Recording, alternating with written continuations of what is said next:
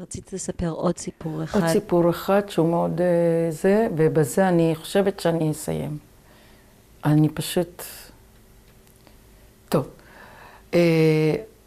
לפני שנכנענו, דקה אולי, בחורה אחת אמיצה, עלתה על גג, והיא הייתה לוחמת, כנראה גם הייתה באיזה הגנה או עצל, והיא עלתה על הגג עם כמה רימוני יד, והיא התעתה את הזרם שלה בחיילים הירדנים, והיא צעקה, יהודה לקון, יהודה לקון, זה יהודים עליכם, והיא זרקה להם את הרימונים, קצרה כמה ירדנים ככה על המקום, ואז כשהתחלנו לצעוד ולכיוון חוץ העיר העתיקה, כשמכל הקצוות שרוף, את רואה את הבתים שלך שרופים, הכל נורא, שודדים ובוזזים והכל, התחילו הירדנים לצעוק, מי זאת הבחורה הזאת שעשתה כך וכך בערבית? ומה עשו? לקחו ועשו לה קרחת לבחורה הזאת, והלבישו לה בגדי אחות, עם קאפ כזה שהיה של אחיות, וזהו, הם לא זיהו אותה, והיא כל הזמן שמעה שמחפשים אותה, ורצו לחסל אותה, ברור לי, כי היא חיסלה כמה ירדנים, ברציני, דקה לפני הסוף. ואותה בחורה היום, היא אחות קלתי, גיסתי, אחות גיסתי, קוראים לה יהודית, וכתוב היה עליה המון, כתוב עליה בכל מקום, על האומץ לב שהיה לה, וזהו. אני רוצה לחזור שנייה, זה באמת הסוף, אבל אני רוצה רק לבדוק אם יש לך עוד זיכרונות מהבתי כנסת שאת או אבא שלך היו מתפללים בהם. את יכולה, קודם כל בוא נתחיל בזה שתתארי לי איך הייתה נראה החורבה מהזיכרון שלך. איך נראית החורבה? זה היה מין, את נכנסת בשער, וממולי בדיוק זה היה הכניסה לבית הכנסת, כמו שתיארתי עם שער עץ כזה ענק, ואז פונים שמאלה ונכנסים לחצר. זה חצר ארוכה כזאת שיש לה איך קוראים לזה? גדר כזאת מסביב, ושם גרנו. מסביב גרו כל התושבים שגרו בחורבה. למטה היה עוד בית כנסת ספרדי, ובית הכנסת קטן אשכנזי.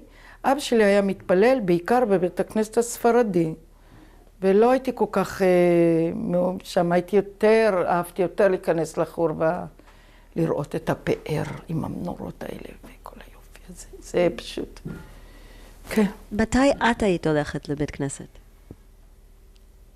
ביום כיפור, שבתות לפעמים בשבת, זהו. את זוכרת את השם של בית כנסת של אבא?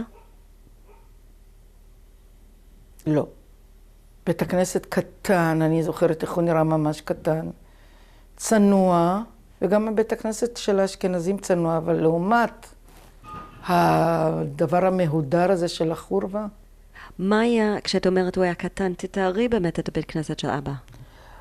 היו ספסלים, אני זוכרת ספסלים, עם ארון הקודש וארון של ספרי התורה, לא משהו מיוחד, מאוד צנוע. את אמרת שבחורבה היה שומר. מתי היה שם שומר, שוער? כל היום. שמר. היו שם מנורות בדולח, היו שם ויטראז'ים, אני זוכרת משהו מהמם. אם תייצא לך לבקר היום, תזכרי אותי, אם שיחזרו בדיוק. משהו מהמם, פשוט מהמם. הכל יקר כזה, ואני כנראה קצת אהבתי את החיים היפים והטובים. אז הייתי הולכת לשם יותר מכל המקומות. השומר היה משאיר אנשים בחוץ, או רק שומר? לא נותנים לכל אחד, לא נותנים לכל אחד להיכנס להתפלל שם. זה לא היה בית הכנסת יומי כזה.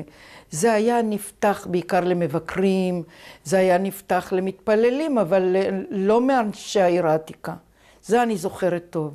אז בשבתות היו כנראה באים טיולים מאורגנים מצרפת, מכל מיני, כי שמעת גם צרפתית, וכמובן עכשיו אני משחזרת שפות, אבל את שמעת שפות אחרות, ידעת שזה לא, זה אנשים שבאו בשביל לראות את החורבה.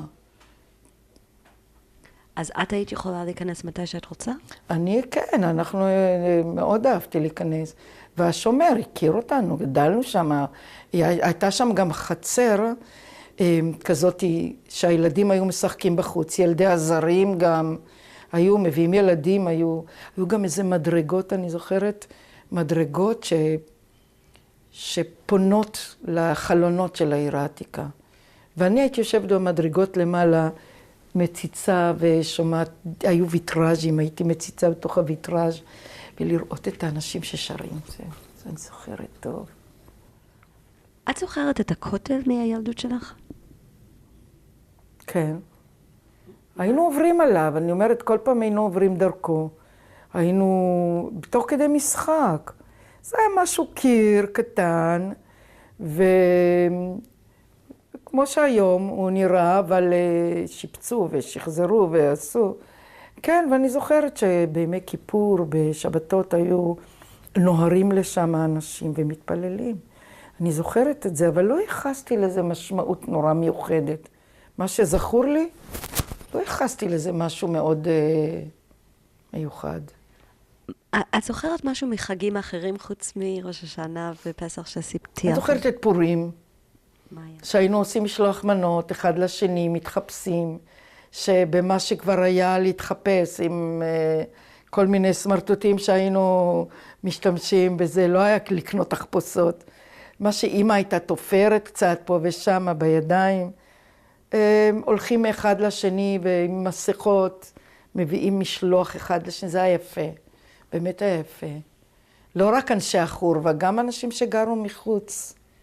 הרי גרו עוד הרבה תושבים, לא רק אנחנו. ונחמד, אני אומרת, אשכנזים היו עושים אחרת, אנחנו היינו עושים בזה הגשה אחרת, העיראקים אחרת, כל אחד עם העדה שלו. נורא יפה זה היה גם.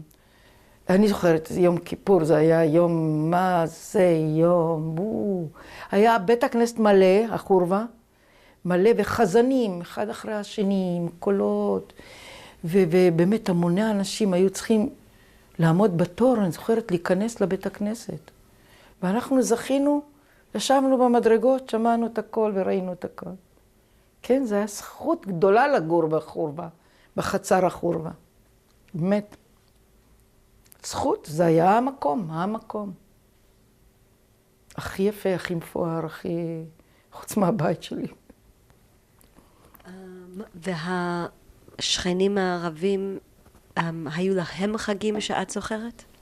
הם היו באים לברך אותנו, וככה באמת להזדהות עם החגים, גם עם החגים שלהם.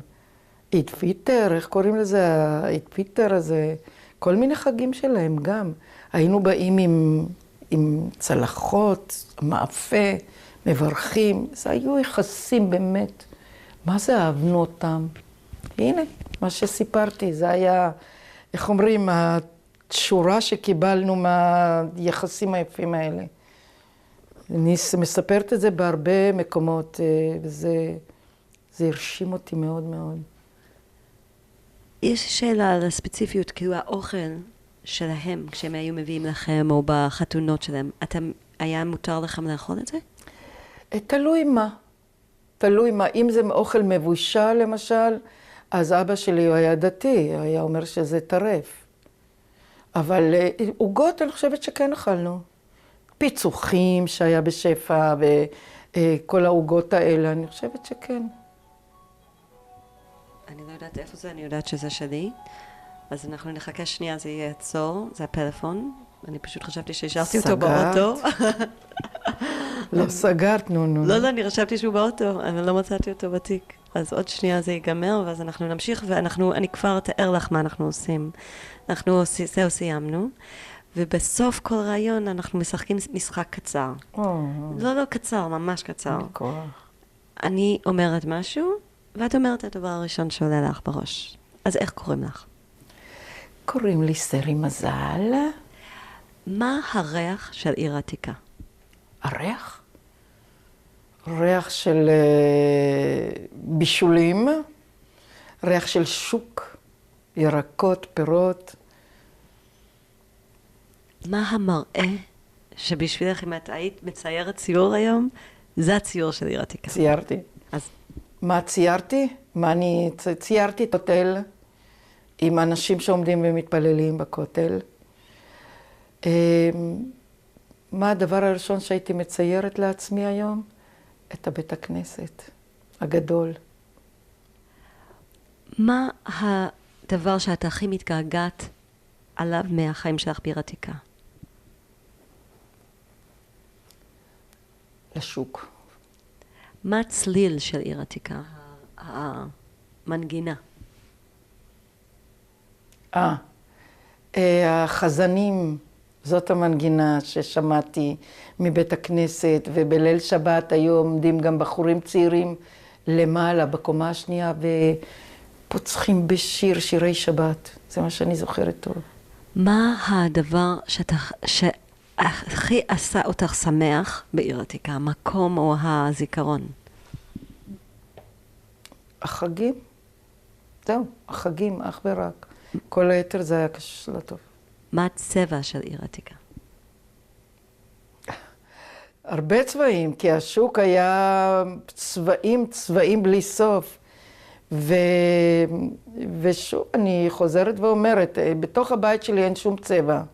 מצטערת, אבל אין צבע, מי יודע מה, כאילו, לתאר אותו משהו.